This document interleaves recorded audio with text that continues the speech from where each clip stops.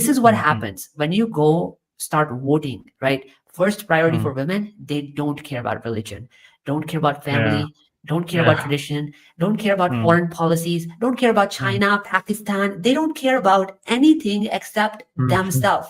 So politicians are like, okay, that's your first priority. We'll give you free money, free bus travel for women, free policy for women, free.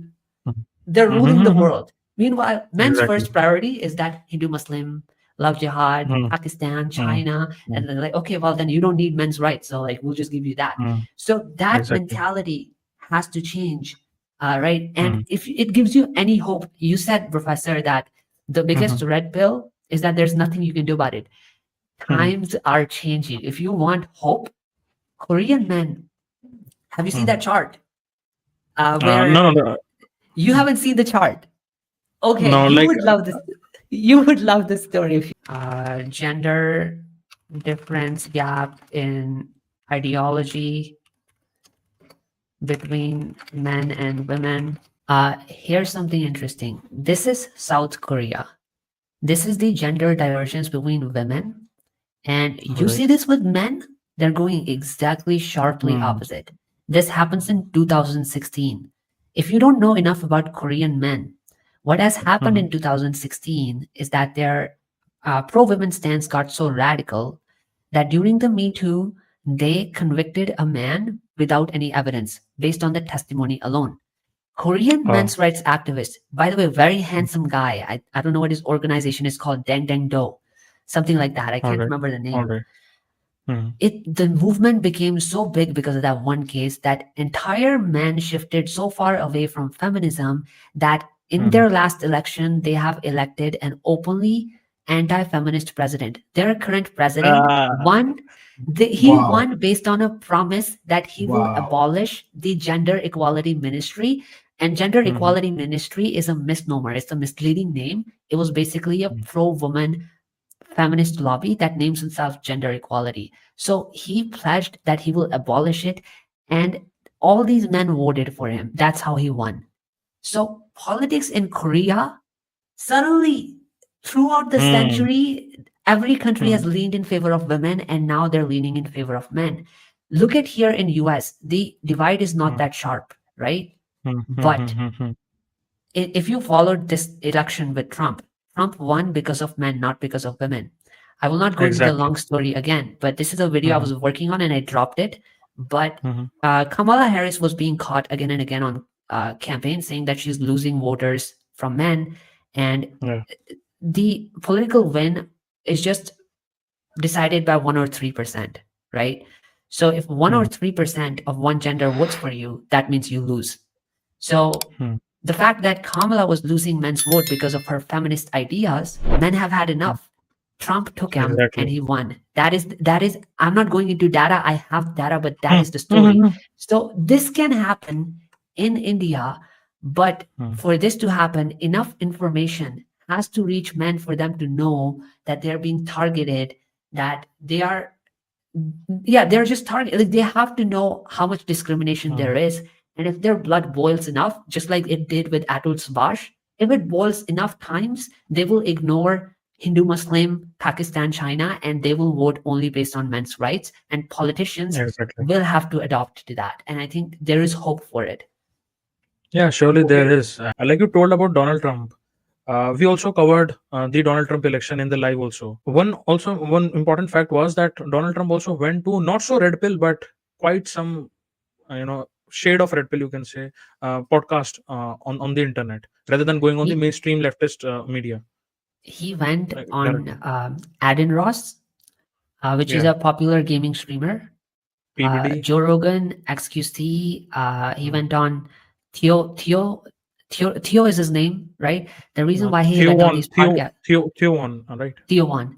The reason why he went on these live streams and on these podcasts is because their gaming community is mostly men demographic. Theo One's podcast, men demographic. Joe Rogan, men demographic. And he knew that men has had enough with left in America. Women, anti-men, they knew that they've had enough. So if they went to these male demographic, they would attract them easily and they will win. This was strategic. One of his associate, what is his name? Charlie Kirk. Charlie Kirk was Tulsi. a part.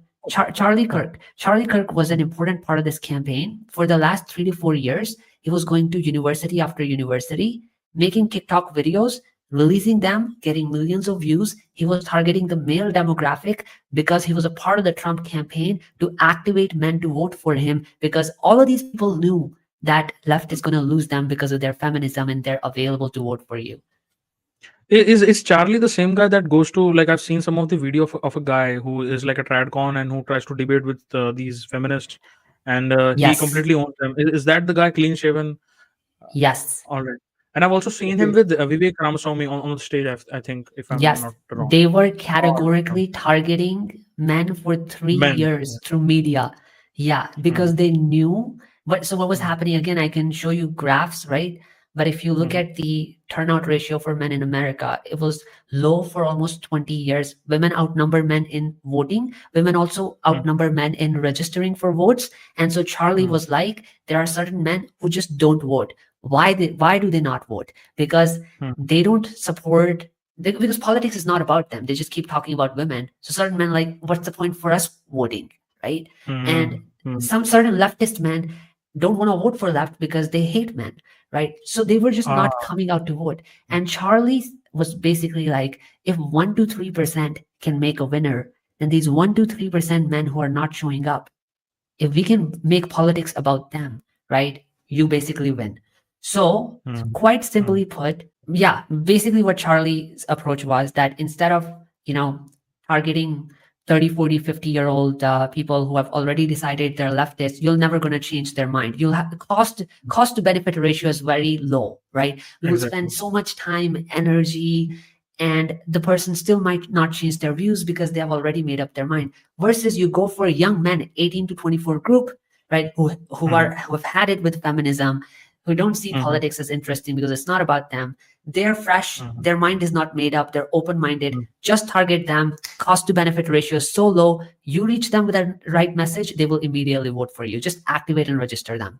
And this is a strategy that worked. And when you look at And exit polls, men hmm. voted more for Trump than they've ever done for any conservative before. Hmm, hmm, hmm. And the So thing yeah, is, like, we recently also covered the Maharashtra elections and the Ladli ban and the feminist policies that they came up with. Sadly, due to those feminist policies, and like, that live is also on the channel if somebody wants to watch that. I also, with the help of the graph and the data and no other sources by my own self, I also plotted the number of feminist policies that have been in India since 1950s. So I also, checked by the data shared by the India Today channel, that a huge amount of feminist voters, they did that even more than men in a lot of places in Maharashtra during the Maharashtra elections. But a big part of hope I can give to the guys who are in the chat or the audience is that, just as Mick, brother, said about the Trump elections, men going there and voting, doing the vote and stuff, even if you see, a big part of guys have pressed nota, none of the above button for BJP this year, or like these this election cycle, and that is one big reason of the fall of that shared amount of percentage, the Hindu guys, or not Hindu but the BJP pro guys. Because BJP pro guys, in 2019 they were voting for BJP, but after so many years, like 5 years, they were like, they don't actually listen to my needs or what I want, I'm not going to vote for them. And they didn't voted for other parties too, because other parties were also coming with those, that same freebie model. So they were like, f that, I'm going to press the nota button. And that is also one big reason why there has been a substantial loss of votes for the BJP, despite the fact that BJP claims itself as a right wing party. But that's altogether different case. And that's in some deep layer also shows that from 2019 to 2024, let's just say, in the 5 years, if that has changed, in the coming 5 years, it's definitely going to, the number is going to increase. And that also, by this Atul case, I would also want to add one point. The reason why Atul case got that massive amount of fire and it spread like fire was, a big reason was Twitter, and a big reason was his awareness related to the entire matrix and the stuff, right? So, in that similar sense, if men exercise or leverage their votes, or at least, see their votes as some sort of beneficial for them, they can use that via social media to press on their certain issues, that if you don't do this, we are going to press this, or we are going to go towards this. And that is how they can leverage it. But the sad reality is, let's just say by this Atul case, there is a humongous amount of uproar in the people, in the guys, and they are like, we are going to win and this and that. But mainstream media is so clever and so cunning that even a slight case of like crime against women, they might use it to pose as a threat to counteract that movement. And because India is a big country, and there are a lot of people, bad elements in the society, they might do, that case might happen, and it's quite, I don't want that to happen, and I pray to God that thing like that doesn't happen. But they might also use that too. That's also one reason that why a lot of woke lobby, or such kind of institutions and organization, they are pressing on to this Atul case. They are not letting this out, because the more guys will become aware, the more they will know how to leverage their votes, and the more they know how to leverage their votes, somebody else is going to come. Just in the case It's a of Korea, threat. as Yeah, yeah. there is a saying that if you're privileged, equality feels like oppression to you, and that's what the problem is. They want to suppress this because they feel threatened by the people who are asking for equality. They feel threatened men can have equal rights. They are threatened that criminal women can have to go to jail. They're threatened that women's image will be undermined. So they want to prevent this from happening. And that's why we need to fight harder. However, what I will say in conclusion is that what I took away from Korea and US, right, which is different in our community, is that Charlie became a media machine. His work ethic was so great. He reached billions and billions of views and millions of people to make the shift of 1 to 3%. We need media monsters like this. This is why I came into the space. I don't have Charlie's work ethic, but eventually I'm hoping all of us together, right, at some point can reach that level where we have access to a lot of men's audience. We can disseminate information to masses to somehow make that 1 to 3% shift to show men that this can be done. And guys, if you're watching, you please subscribe, please follow, please give these people, give all of us views, because that way we can reach more people and bring more men into this community, because that is the objective. That's how we're going to change this at the end of the day. Exactly.